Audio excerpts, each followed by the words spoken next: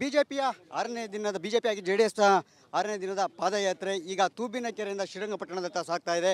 ಇವತ್ತು ಕೂಡ ಭರ್ಜರಿ ರೆಸ್ಪಾನ್ಸ್ ಪಾದಯಾತ್ರೆಗೆ ಸಿಕ್ಕಿರ್ತಕ್ಕಂಥದ್ದು. ಇವತ್ತಿನ ಪಾದಯಾತ್ರೆ ನಮ್ಮ ಜೊತೆ ಶಾಸಕರು ಇದ್ದಾರೆ, ಶಿವಮೊಗ್ಗ ಶಾಸಕರು, ಅವ್ರನ್ನ ಕೂಡ ಮಾತಾಡ್ತಾ ಹೋಗ್ತಾನೆ ನಾನೀಗ. ಸರ್ ನಮಸ್ತೆ, ಹೇಗಿದೆ ಸರ್ ಇವತ್ತಿನ ಒಂದು ರೆಸ್ಪಾನ್ಸ್? ಅದ್ಭುತವಾಗಿದೆ ಈ ರೆಸ್ಪಾನ್ಸನ್ನು ನೋಡಿ ಸಿದ್ದರಾಮಯ್ಯ ಸುಮ್ಮನೆ ರಾಜೀನಾಮೆ ಕೊಡಬೇಕು.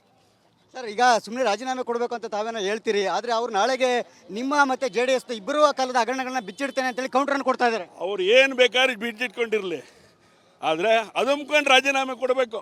ಅದು ಈಗ ನಿಮಗೆ ಗೊತ್ತಿದೆ ನಿಮಗೆ, ಯಾಕೆಂದರೆ ನಿಮ್ಮ ಅಂದರೆ BJP ಅವಧಿಯ 21 ಹಗರಣಗಳು 21 ಸಚಿವರ ವಿರುದ್ಧ ಕೊಟ್ಟಿರ್ತಕ್ಕ ಈಗಾಗಲೇ ಬಹಿರಂಗ ಮಾಡಿದ್ದಾರೆ. ತಾವು ಕೂಡ ಅಧಿವೇಶನದಲ್ಲಿ ಇದ್ರಿ. ಹಗರಣ ಇದ್ದರೆ ತಾಕತ್ತಿದ್ರೆ ತನಿಖೆ ಮಾಡಲಿ, ಅರೆಸ್ಟ್ ಮಾಡಲಿ. ಸವಾಲಾಗ್ತೀರಿ ನೀವು? 100% ಸವಾಲಾಗ್ತೀವಿ. ಯಾವ್ಯಾವ ಹಗರಣ ಇದೆ ಎಲ್ಲದೂ ಕೂಡ CBIಗೆ ವಹಿಸ್ಬಿಡಿ ಅಂತ ಹೇಳಿದ್ದೀವಿ ನಾವು. ನಾಳೆನೇ ಬಿಚ್ಚಿಡ್ತಾರೆ ಅಂತ ಎಲ್ಲವನ್ನು ಕೂಡ ಮೈಸೂರಿನಲ್ಲಿ. ಏನು ಬೆತ್ತಲೆ ಆಗಕ್ಕೆ ಏನಿದೆ ಅವ್ರದ್ದು? ಕಾಂಗ್ರೆಸ್ ಬೆತ್ತಲೆ ಆಗಕ್ಕೆ ಏನಿದೆ ಅಂದೆ? ಕಾಂಗ್ರೆಸ್ ಈಗಾಗಲೇ ಬೆತ್ತಲೆ ಆಗೋಗ್ಬಿಟ್ಟಿದೆ. 187 ಕೋಟಿ ಪರಿಶಿಷ್ಟ ಜಾತಿ ಪರಿಶಿಷ್ಟ ಪಂಗಡದ್ದು ವಾಲ್ಮೀಕಿ ಹಗರಣದಲ್ಲಿ, ವಾಲ್ಮೀಕಿ ನಿಗಮದಲ್ಲಾಗಿರುವಂಥ ಹಗರಣ ಇದು. ಯಾರು ಮಾನ ಮರ್ಯಾದೆ ಇದ್ದವರು ದಿವಸ ಅಧಿಕಾರದಲ್ಲಿ ಇರಲ್ಲ. ಪಾದಯಾತ್ರೆ ಉದ್ದೇಶವೇ ಬದಲಾಗ್ತಿದೆ ಅಂತ ಬರೀ ವೈಯಕ್ತಿಕ ಜಟಾಪಟೀಕರಣ ಆಗ್ತಿದೆ ಪಾದಯಾತ್ರೆ. ಇಲ್ಲ, ನಮ್ಮ ಉದ್ದೇಶ ಈಡೇರುತ್ತೆ. ನಮ್ಮ ಉದ್ದೇಶ ಇರುವಂಥದ್ದು, ಯಾರು ವಾಲ್ಮೀಕಿ ಹಗರಣದಲ್ಲಿ ಪಾಲ್ಗೊಂಡಿದ್ದಾರೆ, ಒಬ್ಬ ಸಚಿವ, ಒಬ್ಬ ಶಾಸಕ, ಅವರ ಮೇಲೆ FIR ಹಾಕಲಿಲ್ಲ. ಆ ರೀತಿ ಅವರನ್ನು ಸೇಫ್ ಮಾಡುವಂಥ ಮುಖ್ಯಮಂತ್ರಿ ಈ ರಾಜ್ಯಕ್ಕೆ ಬೇಡ. ಇನ್ನೊಂದು 4,000 to 5,000 ಕೋಟಿ ಹಗರಣ ಮುಖ್ಯಮಂತ್ರಿಗಳು ಮುಗಿನ ನಡೆದಿದೆ. ಹಾಗಾಗಿ ಅವರು ಯಾರ ಬಗ್ಗೆನೂ ಮಾತಾಡೋಕ್ಕೆ ನೈತಿಕತೆ ಇಲ್ಲ ಅವರಿಗೆ. ಚಾರ್ಜ್ ಶೀಟ್ನಲ್ಲಿ ದದ್ದಲ್ ಅವರ ಹೆಸರನ್ನು ಕೈ ಬಿಟ್ಟಿದ್ದಾರೆ, ನಾಗೇಂದ್ರ ಅವರ ಹೆಸರನ್ನು ಕೈ ಬಿಟ್ಟಿದ್ದಾರೆ. ಹಾಗಾದ್ರೆ ಈ ವಿಚಾರನ ಯಾವ ರೀತಿ ತಾರ್ಕಿಕ ಅಂತ ಕಾಣುತ್ತೆ? ತಾವೇನಾದ್ರು ಕಾನೂನು ಹೋರಾಟ ಮಾಡ್ತೀರಾ? ಕಾನೂನು ಹೋರಾಟವನ್ನು ಮಾಡ್ತೇವೆ, ಬಲಾತ್ಕಾರದಿಂದ ಬಲಾಢ್ಯವಾದಂಥ ಹೋರಾಟವನ್ನು ನಾವು ಮಾಡ್ತೇವೆ. ಮೈಸೂರಿನ ಪಾದಯಾತ್ರೆಯಲ್ಲಿ ಯಾವ ರೀತಿಯ ರೂಪುರೇಷೆ ಇರುತ್ತೆ? ಯಾಕೆಂದರೆ ಮೈಸೂರು ತಲುಪಿದ ನಂತರ ಯಾವ ರೀತಿ ಇರುತ್ತೆ ಅಂತ. ಐತಿಹಾಸಿಕವಾದಂಥ ಒಂದು ಹೋರಾಟ ಆಗುತ್ತೆ ಇವತ್ತು. ಮೈಸೂರು ಯಾವ್ಯಾವುದಕ್ಕೆ ವಿಶೇಷವಾದಂಥ ರೀತಿ ಒಳಗಡೆ ಅದಕ್ಕೆ ಮೈಸೂರನ್ನು ನೆನಪು ಮಾಡ್ಕೊಳ್ತಾರೋ ಜನ, ಅದೇ ರೀತಿ ಮೈಸೂರು ತಲುಪಿದ ಮೇಲೆ ರಾಜ್ಯದ ಮುಖ್ಯಮಂತ್ರಿ ಮೈಸೂರಿನ ಒಬ್ಬರು ಶಾಸಕರವರು, ಆ ಭಾಗದ ಶಾಸಕರು, ಅವರು ಅಲ್ಲೇ ರಾಜೀನಾಮೆ ಘೋಷಣೆ ಮಾಡಬೇಕಾಗತ್ತೆ. Thank you sir. ಹಾಗೆ ನಾನು BJP ಪ್ರಧಾನ ಕಾರ್ಯದರ್ಶಿಗಳಂತ ನಂದೀಶ್ ರೆಡ್ಡಿ ಅವ್ರನ್ನ ಕೂಡ ಮಾತಾಡ್ತಾರೆ.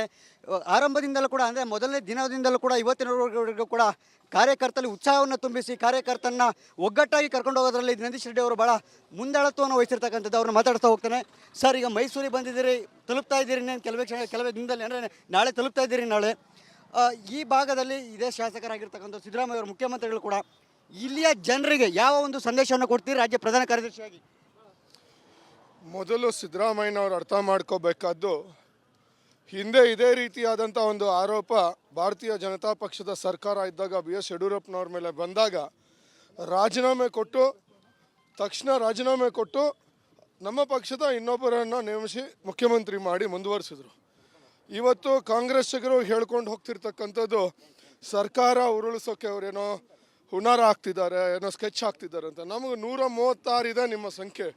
ನಮಗೆ ಸರ್ಕಾರ ಉರುಳ್ತಕ್ಕಂಥದ್ದಲ್ಲ. ತಾವು ಫೈನಾನ್ಸ್ ಮಿನಿಸ್ಟರ್ ಆಗಿರೋದ್ರಿಂದ, ಆರ್ಥಿಕ ಸಚಿವರಾಗಿರೋದ್ರಿಂದ ತಾವು ಹೊಣೆ ಹೊತ್ಕೊಂಡು ರಾಜೀನಾಮೆ ಕೊಟ್ಟು ತಾವು ಹೊರಕ್ಕೆ ಹೋಗಿ ತಮ್ಮ ಸರ್ಕಾರವನ್ನು ಮುಂದುವರಿಸ್ಕೋಬೇಕು ಅಂತಕ್ಕಂಥದ್ದು ನಾವು ಹೇಳ್ತಿರ್ತಕ್ಕಂಥದ್ದು. ಕೇವಲ ಪಾದಯಾತ್ರೆಯಿಂದನೇ ಎಲ್ಲವೂ ಕೂಡ ಬಗೆಹರಿಯುತ್ತಾ? ನಿಮ್ಮ ಉದ್ದೇಶ ಈಡೇರುತ್ತೆ? ಯಾಕೆಂದರೆ ಮುಖ್ಯಮಂತ್ರಿ ಸಿದ್ದರಾಮಯ್ಯ ಅವರು ರಾಜೀನಾಮೆ ಕೊಡುವಂಥ ಲಕ್ಷಣಗಳು ಕಾಣಿಸ್ತಿಲ್ಲ, ಬರೀ ಕೌಂಟರ್ನೇ ಕೊಡ್ತಾ ಇದ್ದಾರೆ. ಕಾನೂನು ಅನ್ನೋದು ಭಾರತ ದೇಶದಲ್ಲಿ ಗಟ್ಟಿಯಾಗಿದೆ. ಕಾನೂನು ಸಮರ ಆಗುತ್ತೆ. ಇವತ್ತು ಜನತಾ ನ್ಯಾಯಾಲಯಕ್ಕೆ ಅವರು ವಿಧಾನಸಭೆಯಲ್ಲಿ ನಮ್ಮ ಪಕ್ಷದ ಶಾಸಕರಿಗೆ ಅವಕಾಶ ಮಾಡಿಕೊಟ್ಟಿದ್ರೆ ಇಷ್ಟೊಂದು ಪಾದಯಾತ್ರೆ ಬರ್ತಾ ಇರಲಿಲ್ಲ. ಇವತ್ತು ಜನತಾ ನ್ಯಾಯಾಲಯಕ್ಕೆ ನಾವು ಬಂದಿದ್ದೀರಿ. ಇಡೀ ರಾಜ್ಯದ 6.5 ಕೋಟಿ ಜನರಿಗೆ ನಾವು ತಿಳಿಸ್ತಕ್ಕಂಥ ವಿಚಾರಕ್ಕೆ ಪಾದಯಾತ್ರೆ ಮಾಡ್ತಿದ್ದೀರಿ. ಮಾನ್ಯ ಮುಖ್ಯಮಂತ್ರಿಯವರು ತಾವು ಮಾಡಿರ್ತಕ್ಕಂಥ ವಾಲ್ಮೀಕಿ ಹಗರಣವಿರ್ಬೋದು, ಪರಿಶಿಷ್ಟರ ಏನು ಕೇಂದ್ರದಿಂದ ಹಣ ಬಂದಿರತಕ್ಕಂಥದ್ದು ಪರಿಶಿಷ್ಟ ಸಮಾಜಕ್ಕೆ ಸಲ್ಲಬೇಕಾದಂಥದ್ದನ್ನು ಇವರು ಬೇರೆ ಯೋಜನೆಗಳಿಗೆ ಕೊಟ್ಟಿರ್ತಕ್ಕಂಥದ್ದು ಇರ್ಬೋದು. ಹಾಗೆ ಮೂಡಾ ಸೈಟ್ಗಳಲ್ಲಿ ಇವ್ರು ಮಾಡಿರ್ತಕ್ಕಂಥ ಗೋಲ್ಮಾಲ್ ಮತ್ತು ಪ್ಲ್ಯಾಂಡ್ ಸ್ಕೆಚ್ ಹಾಕ್ಕೊಂಡು ಪ್ಲ್ಯಾನ್ ಮಾಡಿಕೊಂಡು ಜನತೆಗೆ ಮೋಸ ಮಾಡ್ತಕ್ಕಂಥದ್ದು ಮೂಡಾ ಹಗರಣ ಏನು ಮಾನ್ಯ ಮುಖ್ಯಮಂತ್ರಿಯವರೇ ಮಾಡಿದ್ದಾರೆ. ಈ 3 ಆರೋಪಗಳ ಮೇಲೆ ಅವರು ತಕ್ಷಣ ರಾಜೀನಾಮೆ ಕೊಡಲೇಬೇಕಾಗತ್ತೆ. ಕೊಟ್ಟಿಲ್ಲ ಅಂದರೆ ನ್ಯಾಯಾಲಯ ಇದೆ. ಏನು ನ್ಯಾಯಾಲಯ ಬಾಗಿಲಲ್ಲಿ ನಾವು ಈಗಾಗಲೇ ಅದನ್ನೇನು ಮುಂದುವರಿಸಬೇಕು ಅದು ಒಂದು ಪ್ಯಾರಲಲ್ ಆಗಿ ನಡೀತಿದೆ. ಯಾವುದೇ ಕಾರಣಕ್ಕೆ ಇದಕ್ಕೆ ಕೊನೆ ತೋರಿಸ್ತೀರಿ ಅಂತಕ್ಕಂಥ ವಿಶ್ವಾಸವಿದೆ. ದೋಸ್ತಿಗಳ ಪಾದಯಾತ್ರೆ ಮೈಸೂರು ತಲುಪುವಂತ ಅಂದರೆ ಹತ್ತಿರ ಆಗ್ತಿದ್ದಂತಾನೆ ಸಿದ್ದರಾಮಯ್ಯ ಅವರ ನಡಕ ಶುರುವಾಗಿದೆಯಾ ಅಂತ ತೀರಾ ವೈಯಕ್ತಿಕವಾಗಿ ನಿಮ್ಮ ಪಕ್ಷದ ಹಿರಿಯ ನಾಯಕರ ವಿರುದ್ಧ ಮಾಡ್ತಾ ಇರ್ತಕ್ಕಂಥದ್ದು, ಅದು ಬಹಿರಂಗವಾಗಿ. ಒಬ್ಬರು ಮುಖ್ಯಮಂತ್ರಿ ಆದಂಥವರು ನಾಳೆ ಮೈಸೂರಲ್ಲಿ ನಡೆಯುವಂಥ ಅವರ ಏನು ನಾವು ಘೋಷಣೆ ಕೊಟ್ಟ ನಂತರ, ನಾವು ತೀರ್ಮಾನ ತಗೊಂಡ ನಂತರ ಪಾದಯಾತ್ರೆ ಮಾಡ್ತೀರಿ ಅಂತ ಅವರು ಮತ್ತೊಂದು ಯೋಜನೆಯನ್ನು ಮಾಡಿಕೊಂಡು, ಜನಾಂದೋಲನ ಯೋಜನೆಯನ್ನು ಮಾಡ್ಕೊಂಡು ಹೋಗ್ತಿದ್ದಾರೆ. ಕುಂತ್ಕೊಂಡು ಇವತ್ತು ಹೇಳಬೇಕು ಅಂದರೆ ಬಹುಶಃ ಅವರ ಪಕ್ಷದ ಶಾಸಕರು, ಅವರ ಪಕ್ಷದ ಸಚಿವರು ಎಲ್ಲರೂ ತನಿ ಆಗಿಬಿಟ್ಟಿದ್ದಾರೆ, ಈಗ ಅವರಿಂದ ದೂರ ಆಗಿಬಿಟ್ಟಿದ್ದಾರೆ. ಅವರೇ ಕೂತ್ಕೊಂಡು ನಾಳೆ ಜನ ಹೆಂಗೆ ಸೇರಿಸ್ಬೇಕು ಅಂತಕ್ಕಂಥದ್ದಕ್ಕೆ ತಯಾರಿಗಳು ಕೂತಿದ್ದಾರೆ. ಅಂದರೆ ಅವ್ರಿಗೆ ಸಂಪೂರ್ಣ ಭಯ ಬಂದಿದೆ, ಅವ್ರ ವಿಶ್ವಾಸ ಕಳ್ಕೊಂಡಿದ್ದಾರೆ. ಅವರ ಮುಖದಲ್ಲಿ ಮೊದಲಿದ್ದಂಥ ಆ ದರ್ಪ ಕಾಣಿಸ್ತಿಲ್ಲ, ಅವರ ಮುಖದಲ್ಲಿ ಮೊದಲಿದ್ದಂಥ ಆಕ್ರೋಶ ಕಾಣ್ತಿಲ್ಲ. ಎಲ್ಲೋ ಒಂದು ಕಡೆ ತಪ್ಪು ಮಾಡಿದವನಿಗೆ ಮನಸ್ಸಾಕ್ಷಿಗೆ ಒಳಗಡೆ ಅವ್ರು ತಪ್ಪು ಮಾಡಿದ್ದೀರಿ ಅಂತಕ್ಕಂಥದ್ದು ಸ್ಪಷ್ಟತೆ ಕಾಣ್ತಿದೆ. ಅವರು ನಾನು ನೋಡಿರ್ತಕ್ಕಂಥ ರಾಜಕಾರಣಿಗಳಲ್ಲಿ ತಪ್ಪು ಮಾಡಿರೋದನ್ನು ಅವ್ರು ಒಪ್ಕೋಬೇಕು. ಅವ್ರು ಏನು ತಪ್ಪು ಮಾಡಿದ್ದಾರೆ, ಅವ್ರ ಹಿಂದೆ ಯಾವ ರೀತಿ ಬೇರೆಯವರ ಬಗ್ಗೆ ತೊಡೆ ತಟ್ಟತಕ್ಕಂಥದ್ದು ಮಾಡಿದ್ರು, ತೊಡೆ ತಟ್ಟಿರ್ತಕ್ಕಂಥದ್ದು ನಾವು ನೋಡಿದ್ದೀರ ಅವರನ್ನು. ಇವತ್ತು ಅವರು ಅದನ್ನೆಲ್ಲವನ್ನು ನಾನು ಮಾಡಿದ ತಪ್ಪು ಅಂತ ಹೇಳಿ ರಾಜೀನಾಮೆ ಕೊಡಲೇಬೇಕಾಗತ್ತೆ. Thank you sir. ಇದಿಷ್ಟು ಕೂಡ ರಾಜ್ಯ ಬಿಜೆಪಿ ಪ್ರಧಾನ ಕಾರ್ಯದರ್ಶಿಗಳಂತ ನಂದೀಶ್ ರೆಡ್ಡಿ ಅವರ ಮಾತು. ಮೊದಲನೇದಾಗಿ ಅವರ ರಾಜೀನಾಮೆ ಆಗ್ರಹದ ಜೊತೆಗೆ ಅವರಲ್ಲಿ ನಮ್ಮ ಪಾದಯಾತ್ರೆ ನಡಕವನ್ನು ತರಿಸಿರ್ತಕ್ಕಂಥದ್ದು ಭಾಳ ಸ್ಪಷ್ಟವಾಗಿದೆ ಅಂತಕ್ಕಂಥದ್ದನ್ನು ಅವರ ಧಾಟಿಯಲ್ಲೇ ಹೇಳಿರ್ತಕ್ಕಂಥದ್ದು. ಕ್ಯಾಮ್ರಾ ಪರ್ಸನ್ ಶಿವ ಜೊತೆ ಸುರೇಶ್, ರಿಪಬ್ಲಿಕ್ ಕನ್ನಡ, ಮಂಡ್ಯ. ಬಿಜೆಪಿಯ 6ನೇ ದಿನದ ಬಿಜೆಪಿ ಆಗಿ JDS 6ನೇ ದಿನದ ಪಾದಯಾತ್ರೆ ಈಗ ತೂಬಿನಕೆರೆಯಿಂದ ಶ್ರೀರಂಗಪಟ್ಟಣದತ್ತ ಸಾಗ್ತಾ ಇದೆ. ಇವತ್ತು ಕೂಡ ಭರ್ಜರಿ ರೆಸ್ಪಾನ್ಸ್ ಪಾದಯಾತ್ರೆಗೆ ಸಿಕ್ಕಿರ್ತಕ್ಕಂಥದ್ದು. ಇವತ್ತಿನ ಪಾದಯಾತ್ರೆ ನಮ್ಮ ಜೊತೆ ಶಾಸಕರು ಇದ್ದಾರೆ, ಶಿವಮೊಗ್ಗ ಶಾಸಕರು, ಅವ್ರನ್ನ ಕೂಡ ಮಾತಾಡ್ತಾ ಹೋಗ್ತಾನೆ ನಾನೀಗ. ಸರ್ ನಮಸ್ತೆ, ಹೇಗಿದೆ ಸರ್ ಇವತ್ತಿನ ಒಂದು ರೆಸ್ಪಾನ್ಸು? ಅದ್ಭುತವಾಗಿದೆ ಈ ರೆಸ್ಪಾನ್ಸನ್ನು ನೋಡಿ ಸಿದ್ದರಾಮಯ್ಯ ಸುಮ್ಮನೆ ರಾಜೀನಾಮೆ ಕೊಡಬೇಕು.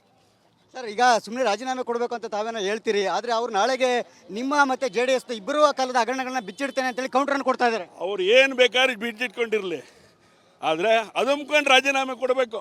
ಅದು ಈಗ ನಿಮಗೆ ಗೊತ್ತಿದೆ ನಿಮಗೆ, ಯಾಕೆಂದರೆ ನಿಮ್ಮ ಅಂದರೆ BJP ಅವಧಿಯ 21 ಹಗರಣಗಳು 21 ಸಚಿವರ ವಿರುದ್ಧ ಕೊಟ್ಟಿರ್ತಕ್ಕ ಈಗಾಗಲೇ ಬಹಿರಂಗ ಮಾಡಿದ್ದಾರೆ. ತಾವು ಕೂಡ ಅಧಿವೇಶನದಲ್ಲಿದ್ದೀರಿ. ಹಗರಣ ಇದ್ದರೆ ತಾಕತ್ತಿದ್ರೆ ತನಿಖೆ ಮಾಡಲಿ, ಅರೆಸ್ಟ್ ಮಾಡಲಿ. ಸವಾಲಾಗ್ತೀರಿ ನೀವು? 100% ಸವಾಲಾಗ್ತೀವಿ. ಯಾವ್ಯಾವ ಹಗರಣ ಇದೆ ಎಲ್ಲದೂ ಕೂಡ CBIಗೆ ವಹಿಸ್ಬಿಡಿ ಅಂತ ಹೇಳಿದ್ದೀವಿ ನಾವು. ನಾಳೆನೇ ಬಿಚ್ಚಿಡ್ತಾರೆ ಅಂತ ಎಲ್ಲವನ್ನು ಕೂಡ ಮೈಸೂರಿನಲ್ಲಿ. ಏನು ಬೆತ್ತಲೆ ಆಗಕ್ಕೆ ಏನಿದೆ ಅವ್ರದ್ದು? ಕಾಂಗ್ರೆಸ್ ಬೆತ್ತಲೆ ಆಗಕ್ಕೆ ಏನಿದೆ ಅಂದೆ? ಕಾಂಗ್ರೆಸ್ ಈಗಾಗಲೇ ಬೆತ್ತಲೆ ಆಗೋಗ್ಬಿಟ್ಟಿದೆ. 187 ಕೋಟಿ ಪರಿಶಿಷ್ಟ ಜಾತಿ ಪರಿಶಿಷ್ಟ ಪಂಗಡದ್ದು ವಾಲ್ಮೀಕಿ ಹಗರಣದಲ್ಲಿ, ವಾಲ್ಮೀಕಿ ನಿಗಮದಲ್ಲಾಗಿರುವಂಥ ಹಗರಣ ಇದು. ಯಾರು ಮಾನ ಮರ್ಯಾದೆ ಇದ್ದವರು ದಿವಸ ಅಧಿಕಾರದಲ್ಲಿ ಇರಲ್ಲ. ಪಾದಯಾತ್ರೆ ಉದ್ದೇಶವೇ ಬದಲಾಗ್ತಿದೆ ಅಂತ ಬರೀ ವೈಯಕ್ತಿಕ ಜಟಾಪಟೀಕರಣ ಆಗ್ತಿದೆ ಪಾದಯಾತ್ರೆ. ಇಲ್ಲ, ನಮ್ಮ ಉದ್ದೇಶ ಈಡೇರುತ್ತೆ. ನಮ್ಮ ಉದ್ದೇಶ ಇರುವಂಥದ್ದು, ಯಾರು ವಾಲ್ಮೀಕಿ ಹಗರಣದಲ್ಲಿ ಪಾಲ್ಗೊಂಡಿದ್ದಾರೆ, ಒಬ್ಬ ಸಚಿವ, ಒಬ್ಬ ಶಾಸಕ, ಅವರ ಮೇಲೆ FIR ಹಾಕಲಿಲ್ಲ. ಆ ರೀತಿ ಅವರನ್ನು ಸೇಫ್ ಮಾಡುವಂಥ ಮುಖ್ಯಮಂತ್ರಿ ಈ ರಾಜ್ಯಕ್ಕೆ ಬೇಡ. ಇನ್ನೊಂದು 4,000 to 5,000 ಕೋಟಿ ಹಗರಣ ಮುಖ್ಯಮಂತ್ರಿಗಳು ಮುಗಿನ ನಡೆದಿದೆ. ಹಾಗಾಗಿ ಅವರು ಯಾರ ಬಗ್ಗೆನೂ ಮಾತಾಡೋಕ್ಕೆ ನೈತಿಕತೆ ಇಲ್ಲ ಅವರಿಗೆ. ಚಾರ್ಜ್ ಶೀಟ್ನಲ್ಲಿ ದದ್ದಲ್ ಅವರ ಹೆಸರನ್ನು ಕೈ ಬಿಟ್ಟಿದ್ದಾರೆ, ನಾಗೇಂದ್ರ ಅವರ ಹೆಸರನ್ನು ಕೈ ಬಿಟ್ಟಿದ್ದಾರೆ. ಹಾಗಾದ್ರೆ ಈ ವಿಚಾರನ ಯಾವ ರೀತಿ ತಾರ್ಕಿಕ ಅಂತ ಕಾಣುತ್ತೆ? ತಾವೇನಾದ್ರು ಕಾನೂನು ಹೋರಾಟ ಮಾಡ್ತೀರಾ? ಕಾನೂನು ಹೋರಾಟವನ್ನು ಮಾಡ್ತೇವೆ, ಬಲಾತ್ಕಾರದಿಂದ ಬಲಾಢ್ಯವಾದಂಥ ಹೋರಾಟವನ್ನು ನಾವು ಮಾಡ್ತೇವೆ. ಮೈಸೂರಿನ ಪಾದಯಾತ್ರೆಯಲ್ಲಿ ಯಾವ ರೀತಿಯ ರೂಪುರೇಷೆ ಇರುತ್ತೆ? ಯಾಕೆಂದರೆ ಮೈಸೂರು ತಲುಪಿದ ನಂತರ ಯಾವ ರೀತಿ ಇರುತ್ತೆ ಅಂತ. ಐತಿಹಾಸಿಕವಾದಂಥ ಒಂದು ಹೋರಾಟ ಆಗುತ್ತೆ ಇವತ್ತು. ಮೈಸೂರು ಯಾವ್ಯಾವುದಕ್ಕೆ ವಿಶೇಷವಾದಂಥ ರೀತಿ ಒಳಗಡೆ ಅದಕ್ಕೆ ಮೈಸೂರನ್ನು ನೆನಪು ಮಾಡ್ಕೊಳ್ತಾರೋ ಜನ, ಅದೇ ರೀತಿ ಮೈಸೂರು ತಲುಪಿದ ಮೇಲೆ ರಾಜ್ಯದ ಮುಖ್ಯಮಂತ್ರಿ ಈ ರಾಜ್ಯದ ಮುಖ್ಯಮಂತ್ರಿ ಮೈಸೂರಿನ ಒಬ್ಬರು ಶಾಸಕರವರು, ಆ ಭಾಗದ ಶಾಸಕರು, ಅವರು ಅಲ್ಲೇ ರಾಜೀನಾಮೆ ಘೋಷಣೆ ಮಾಡಬೇಕಾಗತ್ತೆ. Thank you sir. ಹಾಗೆ ನಾನು ಬಿಜೆಪಿ ಪ್ರಧಾನ ಕಾರ್ಯದರ್ಶಿಗಳಂತ ನಂದೀಶ್ ರೆಡ್ಡಿ ಅವರನ್ನು ಕೂಡ ಮಾತಾಡಿಸ್ತೇನೆ. ಆರಂಭದಿಂದಲೂ ಕೂಡ ಅಂದರೆ ಮೊದಲನೇ ದಿನದಿಂದಲೂ ಕೂಡ ಇವತ್ತಿನವರೆಗೂ ಕೂಡ ಕಾರ್ಯಕರ್ತರಲ್ಲಿ ಉತ್ಸಾಹವನ್ನು ತುಂಬಿಸಿ ಕಾರ್ಯಕರ್ತರನ್ನ ಒಗ್ಗಟ್ಟಾಗಿ ಕರ್ಕೊಂಡು ಹೋಗೋದ್ರಲ್ಲಿ ನಂದೀಶ್ ರೆಡ್ಡಿ ಅವರು ಭಾಳ ಮುಂದಾಳತ್ವವನ್ನು ವಹಿಸಿರ್ತಕ್ಕಂಥದ್ದು. ಅವ್ರನ್ನ ಮಾತಾಡ್ತಾ ಹೋಗ್ತಾನೆ. ಸರ್, ಈಗ ಮೈಸೂರಿಗೆ ಬಂದಿದ್ದೀರಿ, ತಲುಪ್ತಾ ಇದ್ದೀರಿ, ಇನ್ನೇನು ಕೆಲವೇ ದಿನದಲ್ಲಿ, ಅಂದರೆ ನಾಳೆ ತಲುಪ್ತಾ ಇದ್ದೀರಿ. ನಾಳೆ ಈ ಭಾಗದಲ್ಲಿ ಇದೇ ಶಾಸಕರಾಗಿರ್ತಕ್ಕಂಥ ಸಿದ್ದರಾಮಯ್ಯ ಅವರು ಮುಖ್ಯಮಂತ್ರಿಗಳು ಕೂಡ ಇಲ್ಲಿಯ ಜನರಿಗೆ ಯಾವ ಒಂದು ಸಂದೇಶವನ್ನು ಕೊಡ್ತೀರಿ ರಾಜ್ಯ ಪ್ರಧಾನ ಕಾರ್ಯದರ್ಶಿಯಾಗಿ? ಮೊದಲು ಸಿದ್ದರಾಮಯ್ಯನವರು ಅರ್ಥ ಮಾಡ್ಕೋಬೇಕಾದ್ದು, ಹಿಂದೆ ಇದೇ ರೀತಿಯಾದಂಥ ಒಂದು ಆರೋಪ ಭಾರತೀಯ ಜನತಾ ಪಕ್ಷದ ಸರ್ಕಾರ ಇದ್ದಾಗ BS ಯಡಿಯೂರಪ್ಪನವ್ರ ಮೇಲೆ ಬಂದಾಗ ತಕ್ಷಣ ರಾಜೀನಾಮೆ ಕೊಟ್ಟು ನಮ್ಮ ಪಕ್ಷದ ಇನ್ನೊಬ್ಬರನ್ನು ನೇಮಿಸಿ ಮುಖ್ಯಮಂತ್ರಿ ಮಾಡಿ ಮುಂದುವರಿಸಿದ್ರು. ಇವತ್ತು ಕಾಂಗ್ರೆಸ್ಸಿಗರು ಹೇಳ್ಕೊಂಡು ಹೋಗ್ತಿರ್ತಕ್ಕಂಥದ್ದು ಸರ್ಕಾರ ಉರುಳಿಸೋಕೆ ಅವರೇನೋ ಹುನಾರ ಆಗ್ತಿದ್ದಾರೆ, ಏನೋ ಸ್ಕೆಚ್ ಹಾಕ್ತಿದ್ದಾರೆ ಅಂತ. ನಮಗೆ 136 ಇದೆ ನಿಮ್ಮ ಸಂಖ್ಯೆ.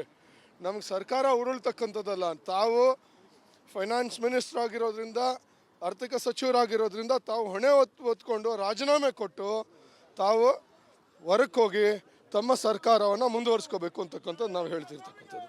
ಕೇವಲ ಪಾದಯಾತ್ರೆಯಿಂದನೇ ಎಲ್ಲವೂ ಕೂಡ ಬಗೆಹರಿಯುತ್ತಾ ನಿಮ್ಮ ಉದ್ದೇಶ ಈಡೇರುತ್ತೆ? ಯಾಕೆಂದ್ರೆ ಮುಖ್ಯಮಂತ್ರಿ ಸಿದ್ದರಾಮಯ್ಯ ಅವರು ರಾಜೀನಾಮೆ ಕೊಡುವಂಥ ಲಕ್ಷಣಗಳು ಕಾಣಿಸ್ತಿಲ್ಲ, ಬರೀ ಕೌಂಟರ್ನೇ ಕೊಡ್ತಾ ಇದ್ದಾರೆ. ಕಾನೂನು ಅನ್ನೋದು ಭಾರತ ದೇಶದಲ್ಲಿ ಗಟ್ಟಿಯಾಗಿದೆ.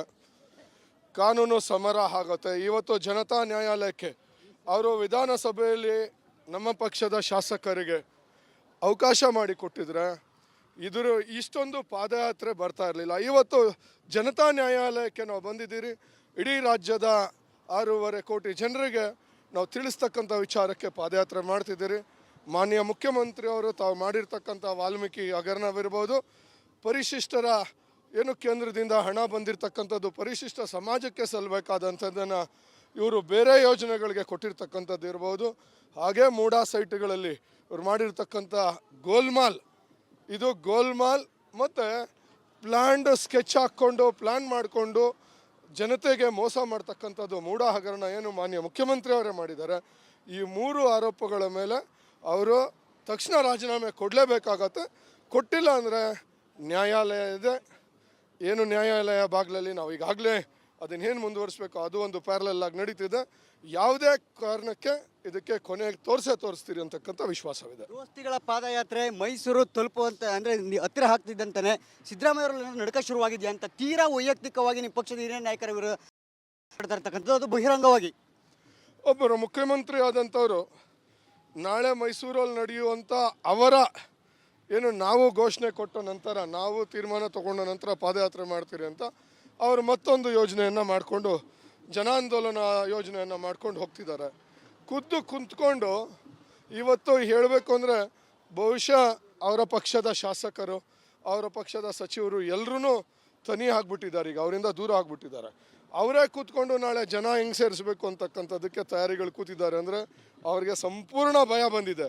ಅವ್ರ ವಿಶ್ವಾಸ ಕಳ್ಕೊಂಡಿದ್ದಾರೆ. ಅವರ ಮುಖದಲ್ಲಿ ಮೊದಲಿದ್ದಂಥ ಆ ದರ್ಪ ಕಾಣಿಸ್ತಿಲ್ಲ. ಅವರ ಮುಖದಲ್ಲಿ ಮೊದಲಿದ್ದಂಥ ಆಕ್ರೋಶ ಕಾಣ್ತಿಲ್ಲ. ಎಲ್ಲೋ ಒಂದು ಕಡೆ ತಪ್ಪು ಮಾಡಿದವನಿಗೆ ಮನಸ್ಸಾಕ್ಷಿಗೆ ಒಳಗಡೆ ಅವ್ರು ತಪ್ಪು ಮಾಡಿದ್ದೀರಿ ಅಂತಕ್ಕಂಥದ್ದು ಸ್ಪಷ್ಟತೆ ಕಾಣ್ತಿದೆ. ಅವರು ನಾನು ನೋಡಿರ್ತಕ್ಕಂಥ ರಾಜಕಾರಣಿಗಳಲ್ಲಿ ತಪ್ಪು ಮಾಡಿರೋದನ್ನು ಅವ್ರು ಒಪ್ಕೋಬೇಕು. ಅವ್ರು ಏನು ತಪ್ಪು ಮಾಡಿದ್ದಾರೆ, ಅವ್ರ ಹಿಂದೆ ಯಾವ ರೀತಿ ಬೇರೆಯವರ ಬಗ್ಗೆ ತೊಡೆ ತಟ್ಟತಕ್ಕಂಥದ್ದು ಮಾಡಿದ್ರು, ತೊಡೆ ತಟ್ಟಿರ್ತಕ್ಕಂಥದ್ದು ನಾವು ನೋಡಿದ್ದೀರಿ ಅವರನ್ನು.